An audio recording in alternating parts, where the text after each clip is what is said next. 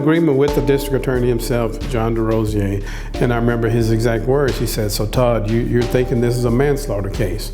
I said, "Yeah, John, it's clearly a manslaughter case. The man acted, in the heat of passion after finding out some information." He said, "Okay, the first grand jury indicted our client for manslaughter. A few months later, for whatever reason, the district attorney's office took the case back to the grand jury, reneged on our agreement, and charged our client with second-degree murder."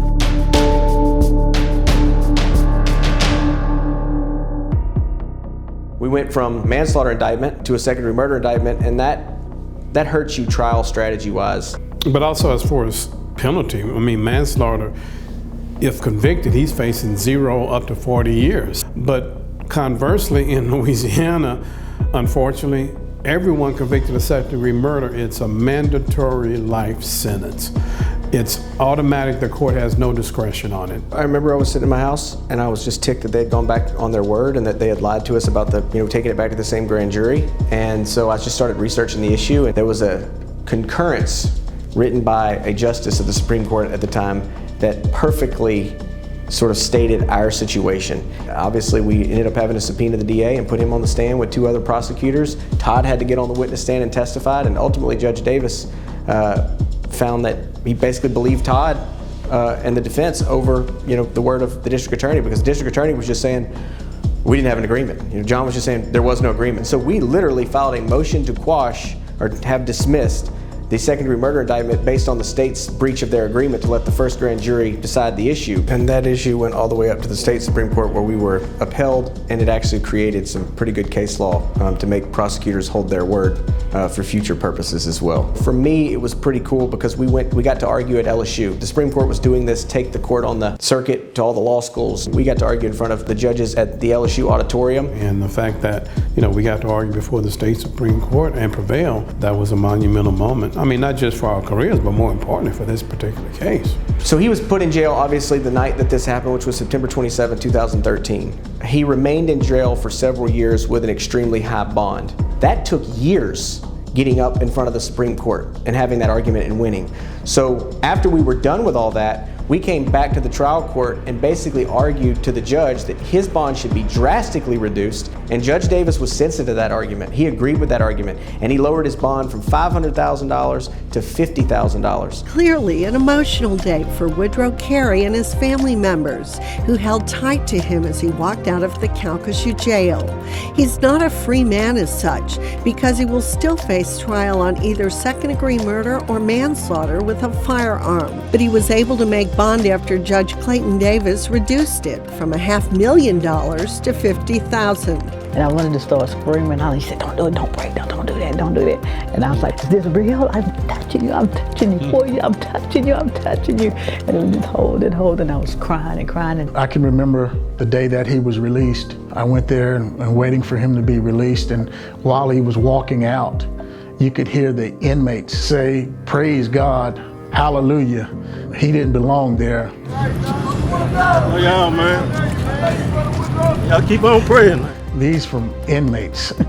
So, they had a very good heart for Woody while he was in there. And they saw that he was a man of faith, principled faith. And what a witness that was to all those people that were in jail, and what a feeling it was to help walk them out of there. It didn't seem real. It's just, it was like I was carried at that moment. I was carried by that moment. And inside a little bit, it's like, Lord, I don't want to come back. That's my mindset. I don't want to come back. Woodrow's out of jail prior to trial. We would have been content with a negligent homicide verdict, because that would have resulted in him not going back into jail. But as we prepared, we became more confident, and we got greedy. And we wasn't going to settle for anything less than a not guilty verdict.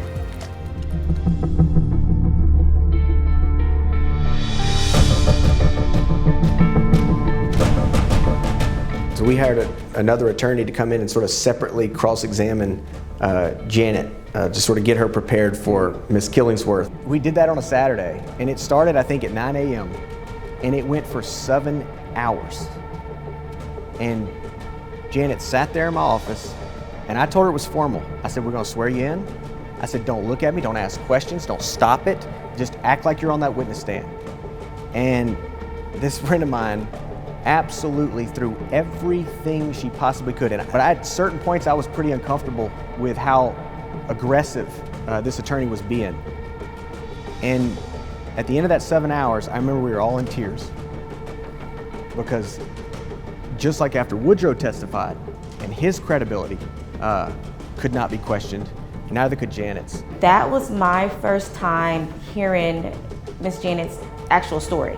Like, of course, we read it, through the discovery and all of that good stuff, but actually hearing, like, from her mouth what happened to her from start to finish, and you can just tell that it was completely genuine, and there was no way that they could not believe her. Because we were nervous at first because she's a little more timid, so we were just scared that, like, the state will just demolish her, honestly, on the stand. And Shayna was throwing everything at her, but she held her own and she did excellent. So like, you have to go up there, like, you have to talk. For me to testify, it wasn't difficult because I wanted to tell my story, but I felt free, and I could have been able to face the family, face the people, face them, and say, this is what happened to me. So I wanted to testify.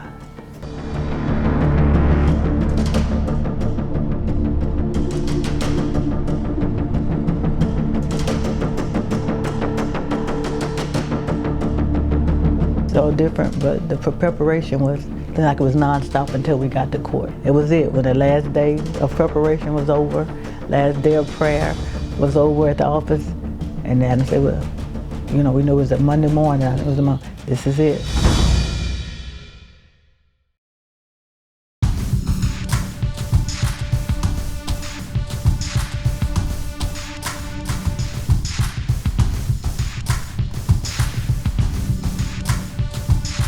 So there was a moment in voir dire, and voir dire is when you're just questioning the potential jurors you want to select.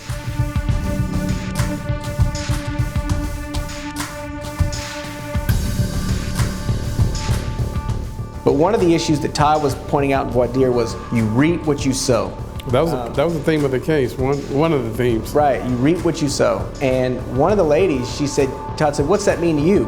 And she said, very convincingly, you mean don't start no stuff, there won't be no stuff. And as we're all, talking about it, what jurors did you like, Woodrow? And what juries did everybody like? And Woodrow starts talking about this particular juror. And he says, oh, I really like, so-and-so. It was a black female, right? Yeah, right. And I said, Woodrow, everybody here likes, that particular juror. I said, but there's no way she's gonna make it on the jury. If the prosecutors have any sense at all, they're gonna strike her.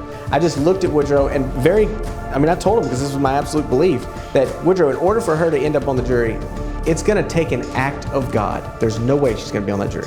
They went to strike 2 black jurors in a row, and we were prepared to raise a Batson challenge, which is just a challenge that says, hey, they're purposely excluding people of a certain race, make them explain why.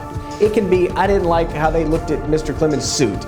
It doesn't matter. It just has to be some racial, any reason will do, it just has to be race neutral.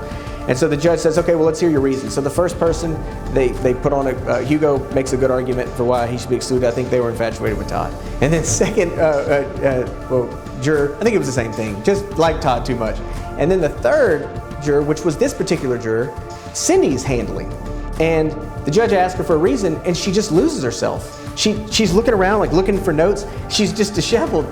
The judge says, well, I'm gonna exclude the first juror, and the second juror. He goes, but I'm gonna put, this particular juror, the one we like so much, back on the jury. And they didn't even realize that. They didn't realize, because they could have kept talking to all the jurors and then backstruck her. They had plenty of strikes at the time. And they just sort of conceded defeat. And I remember looking over at Woodrow, and Woodrow looked at me and he said, does that mean she's gonna be on the jury? And I said, yeah. And he goes, what did you say it was gonna take? It's like an act of God. You got it. I wanted jurors who believe that you shall reap what you sow. And everyone on that jury, we talked about that in detail during voir dire. And every one of them, I got to commit to me, yes, I believe that's true. One is biblical, but even if you take the biblical reference out of it, people just believe that you shall reap what you sow. And I made sure they understood not just the negative connotation, because when you do bad, you reap bad. There's no question about it. People believe in karma. But in this case, and that applied to Harris, he was a vile and evil person. He did very, very bad things to people. And ultimately, he got what he sowed. But also, Woodrow reaped love, he reaped patience, he reaped benevolence, And so I wanted that jury to sow a not guilty verdict for him because he was a good man. So that was the theme I wanted to make sure I weaved throughout the trial.